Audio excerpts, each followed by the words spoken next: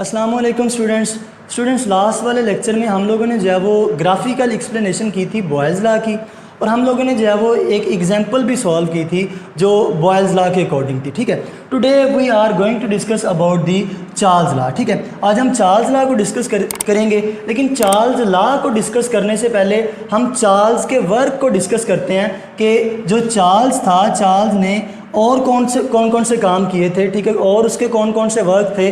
ठीक है, तो थोड़ा सा एक्स्ट्रा देखते हैं, क्योंकि ये आज का जो टॉपिक है ये आप लोगों ने पहले भी जो है वो डिस्कस किया होगा, पहले भी पढ़ा होगा, तो ये इजी टॉपिक है। तो थोड़ा सा आप लोगों ने जो है वो एक्स्ट्रा इसके साथ जो है वो ऐड कर लेना है, लेकिन ये एक्स्ट्रा इन्फॉर्मेशन होगी, ये पेपर के लिए नहीं होगा। ठीक है, तो अगर हम चार्ल्स की बात करें तो इसका पूरा नेम जो चार्ल्स का था वो हमारे पास था जी Jacques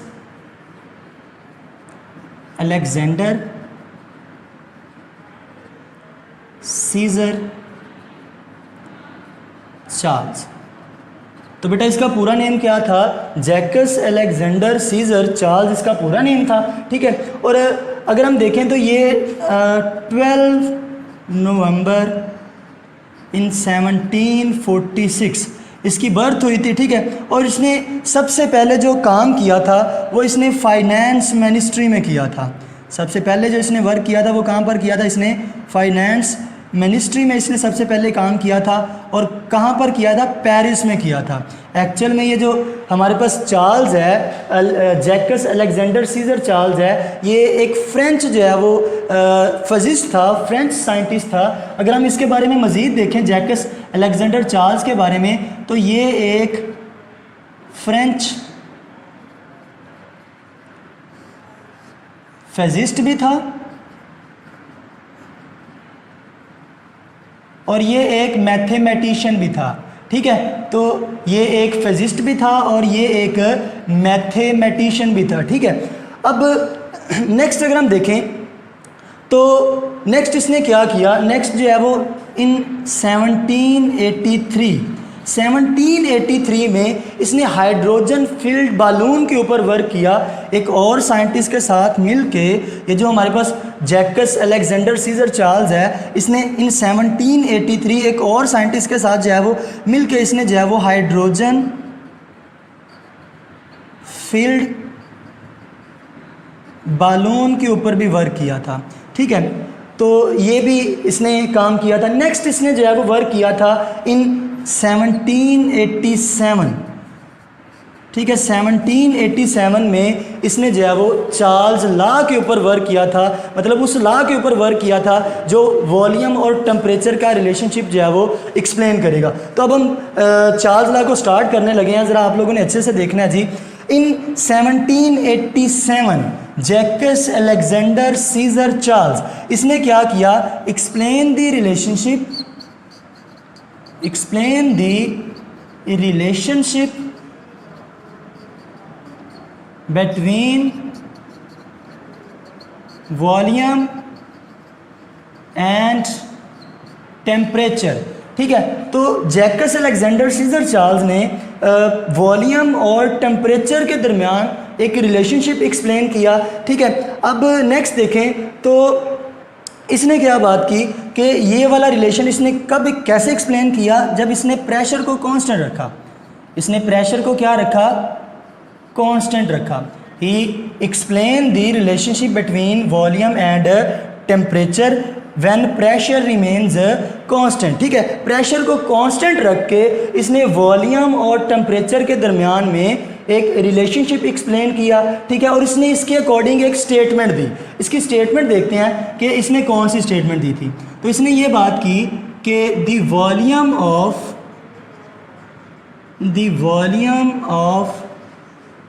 given mass of a gas is directly proportional to temperature when pressure remains constant। ठीक है, तो इसने क्या बात की? इसने रिलेशनशिप एक्सप्लेन किया वॉल्यूम के दरमियान और टेम्परेचर के दरमियान जब इसने प्रेशर को क्या रखा, कांस्टेंट रखा, ठीक है। और इसने क्या बात की कि वॉल्यूम और टेम्परेचर का डायरेक्ट रिलेशनशिप होता है। अगर हम टेम्परेचर बढ़ाएंगे तो वॉल्यूम भी बढ़ जाएगा, अगर टेम्परेचर कम करेंगे तो वॉल्यूम भी क्या हो जाएगा, कम हो जाएगा, ठीक है। तो इसने क्या बात की कि टेम्परेचर और वॉल्यूम के दरमियान में कौन सा रिलेशनशिप है, डायरेक्ट रिलेशनशिप है बिटवीन वॉल्यूम एंड टेम्परेचर। तो इसने ये बात की कि वॉल्यूम और टेम्परेचर के दरमियान में कौन सा रिलेशनशिप है, डायरेक्ट रिलेशनशिप है। अगर वॉल्यूम टेम्परेचर बढ़ेगा तो वॉल्यूम भी जो है वो क्या हो जाएगा, बढ़ जाएगा, ठीक है। अच्छा, इसमें कांस्टेंट फैक्टर्स क्या रखे थे, उसमें हमने एक तो डिस्कस कर लिया है, ठीक है। इसमें कांस्टेंट फैक्टर्स कौन से होते हैं ये बात आपने याद रखनी है। इसमें प्रेशर जो है वो कांस्टेंट रहता है, चार्ल्स लॉ में जो प्रेशर है ये क्या रहता है, कांस्टेंट रहता है। और नंबर ऑफ मोल्स जो होते हैं, नंबर ऑफ मोल्स, इसमें नंबर ऑफ मोल्स को भी क्या रखा जाता है, कांस्टेंट रखा जाता है, ठीक है। तो इसमें कांस्टेंट फैक्टर्स हमारे पास 2 आते हैं, प्रेशर आता है और नंबर ऑफ मोल्स आते हैं, ठीक है। अब हम जो है वो इसका रिलेशनशिप जो है वो डिस्कस करते हैं, ठीक है, मैथमेटिकली इसको एक्सप्लेन करते हैं। तो इसने क्या बात की थी, there is a direct relationship between that of volume and temperature. तो इसके अकॉर्डिंग, चार्ल्स लॉ के अकॉर्डिंग, वॉल्यूम और टेम्परेचर में कौन सा रिलेशनशिप होता है, डायरेक्ट रिलेशनशिप होता है, ठीक है। टेम्परेचर बढ़ेगा तो वॉल्यूम भी क्या हो जाएगा, बढ़ जाएगा, टेम्परेचर कम होगा तो वॉल्यूम भी क्या हो जाएगा, कम हो जाएगा, ठीक है। ये बहुत इजी है जी, आप लोगों ने पहले भी किया होगा। अच्छा, अब देखें तो हम यहाँ पर देखें तो प्रोपोर्शनैलिटी के साइन को ख़त्म करना चाहते हैं। अगर मैं प्रोपोर्शनैलिटी के साइन को ख़त्म करना चाहता हूँ और मैं इक्वालिटी में चेंज करना चाहता हूँ तो v will be equal to, जब मैं प्रोपोर्शनैलिटी को ख़त्म करूँगा और इसको इक्वालिटी में चेंज करूँगा तो मैं क्या यूज़ करूँगा, एक कांस्टेंट यूज़ करूँगा, ठीक है, KT, ठीक है। तो यहाँ पर आपके पास आप लोगों ने क्या किया है कि अगर प्रोपोर्शनैलिटी के साइन को हम ख़त्म करते हैं, इसको एक इक्वालिटी में चेंज करते हैं तो हम क्या यूज़ करेंगे, कांस्टेंट यूज़ करेंगे, ठीक है। v is equal to KT, यहाँ पर K क्या है आपके पास, कांस्टेंट है, ठीक है। अब मैं क्या करना चाहता हूँ, सिर्फ कांस्टेंट को सेपरेट करना चाहता हूँ तो K will be equal to, अब T जो है वो इधर आके क्या हो जाएगा, डिवाइड हो जाएगा, K will be equal to V over T, ठीक है। तो ये हमारे पास जो है वो इसका मैथमेटिकल रिलेशनशिप आता है कि जो हमारा कांस्टेंट है वो किसके इक्वल होगा, V ओवर T के इक्वल होगा। अब देखें बेटा, आपके पास एक गैस है, ठीक है। उस गैस का स्टार्ट में देखें आप लोगों ने उसको इनिशियल कंडीशन पे रखा हुआ है, ठीक है। इनिशियल कंडीशन पे उसका जो टेम्परेचर है वो T1 है और उसका जो वॉल्यूम है वो V1 है, ठीक है। फर्स्ट ऑफ ऑल आपने कौन सी कंडीशंस दी हैं, इनिशियल कंडीशंस दी हैं, और इनिशियल कंडीशन के ऊपर जो आपके पास वॉल्यूम था वो कौन से वाला था, V1 था, ठीक है। और जो टेम्परेचर था वो कौन से वाला था, T1 था, ठीक है।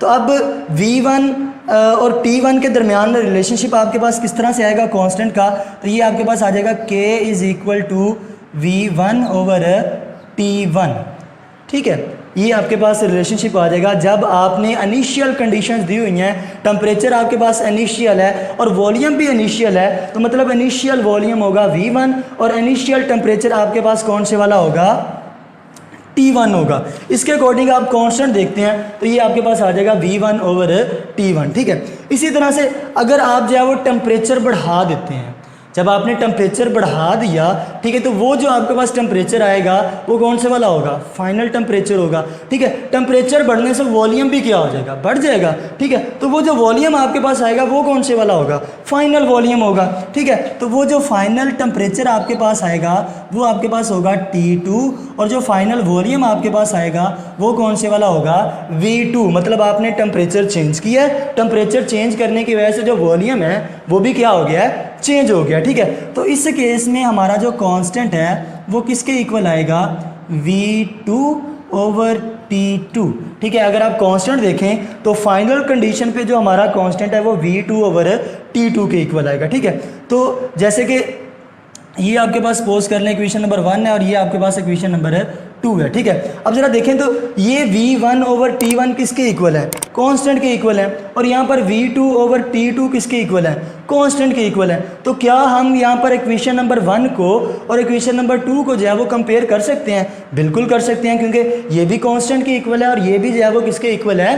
कांस्टेंट की इक्वल है। तो मैं इन दोनों इक्वेशंस को जो है वो कंपेयर कर सकता हूँ। तो जब मैं इनको कंपेयर करूँगा तो हमारे पास एक रिलेशनशिप आ जाएगा, V1 over T1 will be equal to V2 over T2।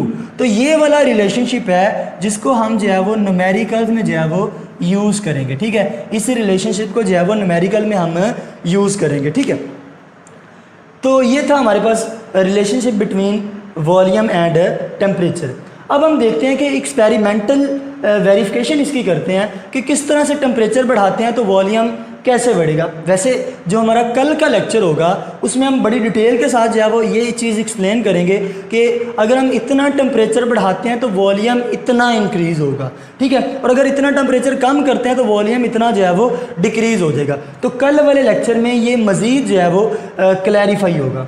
अब ज़रा देखें तो एक्सपेरिमेंटल वेरिफिकेशन, इसमें जो है वो हम सिर्फ सपोज्ड वैल्यूज़ ले लेते हैं, लेकिन कल वाले लेक्चर में जो है वो हम ये चीज़ बड़ी डिटेल में डिस्कस करेंगे। अच्छा, एक्सपेरिमेंटल वेरिफिकेशन देखें तो आपके पास यहाँ पर जी एक सिलेंडर है, इनका वॉल्यूम यहाँ पर इक्वल है, मतलब इक्वल साइज़ के आपने 2 सिलेंडर ले लिए। ठीक है, अब ज़रा देखें तो यहाँ पर आपके पास है जी गैस।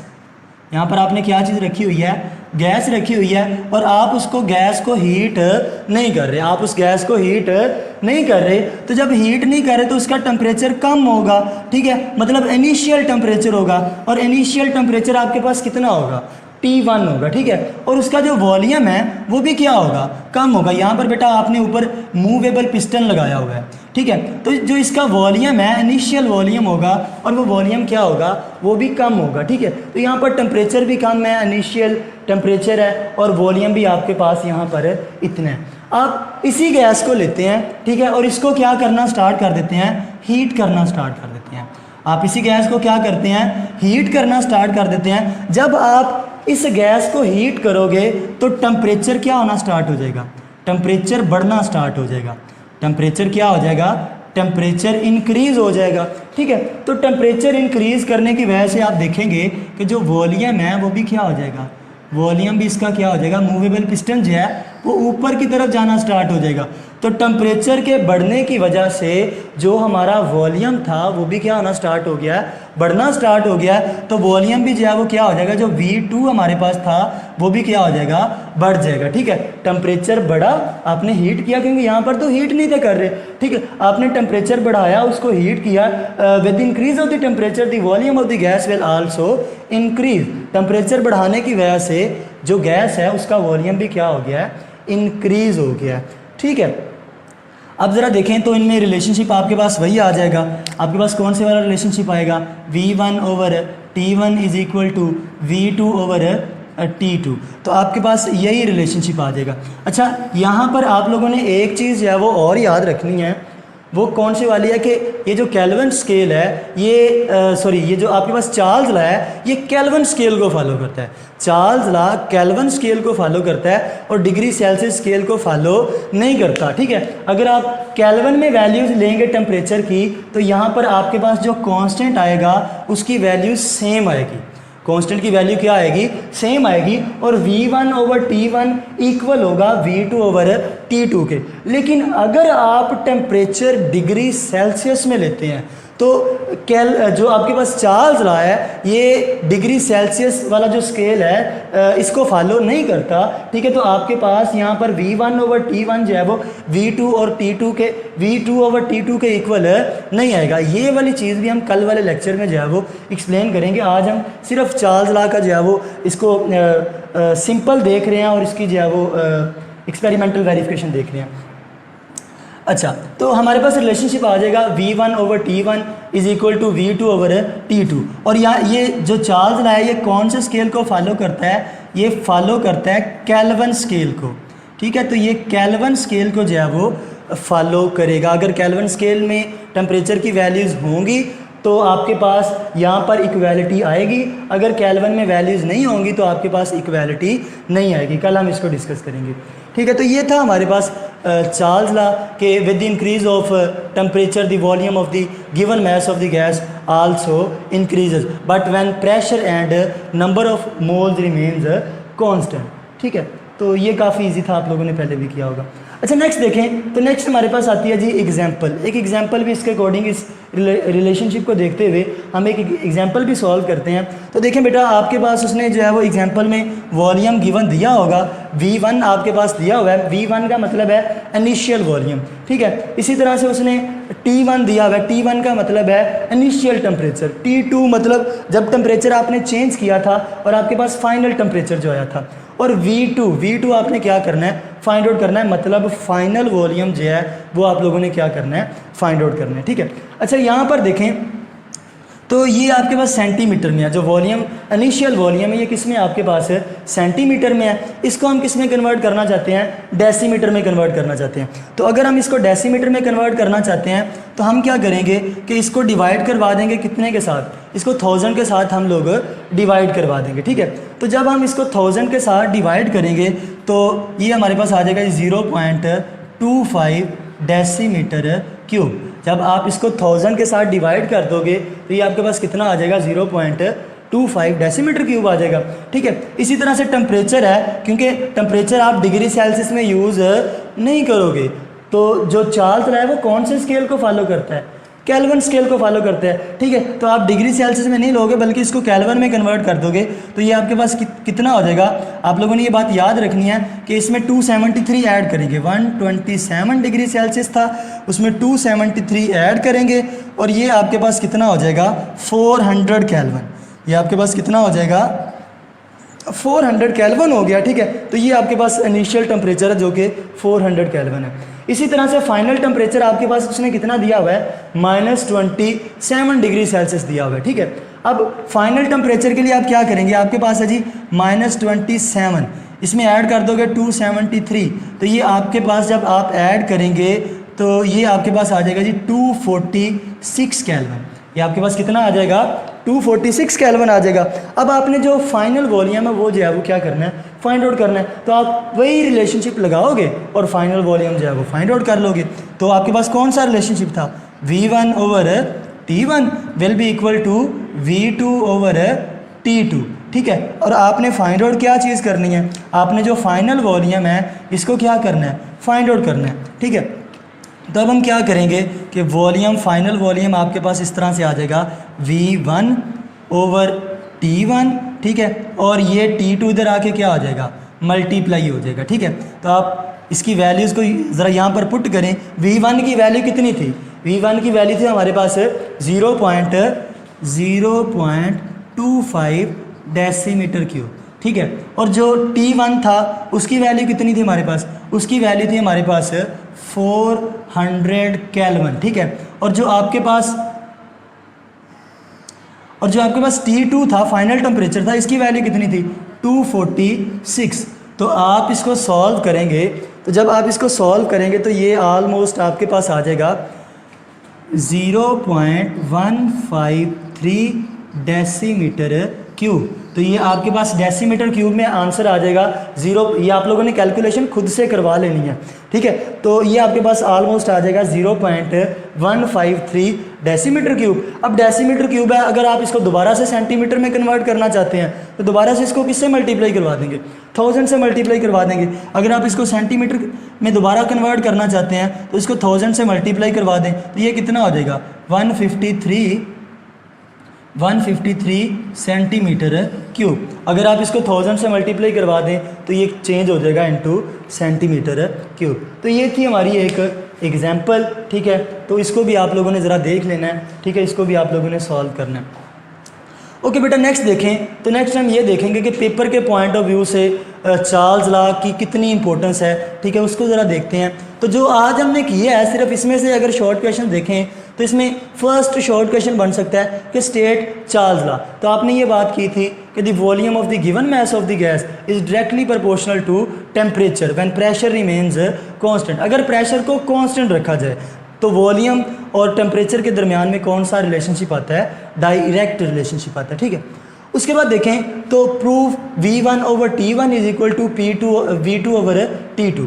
तो V1/T1 is equal to V2/T2 आप किस तरह से प्रूव करेंगे, तो ये हम लोगों ने जो है वो यहाँ पर प्रूव किया था कि आपके पास कांस्टेंट की वैल्यू किसके इक्वल आती है, V1/T1 के, ये आप सारा करेंगे जी, V1/T1 की आ जाएगी और फाइनल कंडीशन पे V2/T2 के इक्वल आ जाएगी, ठीक है। और आप क्योंकि ये भी कांस्टेंट के इक्वल है और ये भी किसके इक्वल है, कांस्टेंट के इक्वल है, तो आप दोनों को क्या कर लेंगे, कंपेयर कर लेंगे। तो V1/T1 will be equal to V2/T2। तो इस तरह से आप इसको प्रूव कर लेंगे। उसके बाद देखें तो what are the constant factors in Charles law. तो कांस्टेंट फैक्टर्स की बात करें तो चार्ल्स लॉ में कौन कौन से फैक्टर्स कांस्टेंट हैं, प्रेशर कांस्टेंट रखा जाता है और नंबर ऑफ मोल्स को कांस्टेंट रखा जाता है।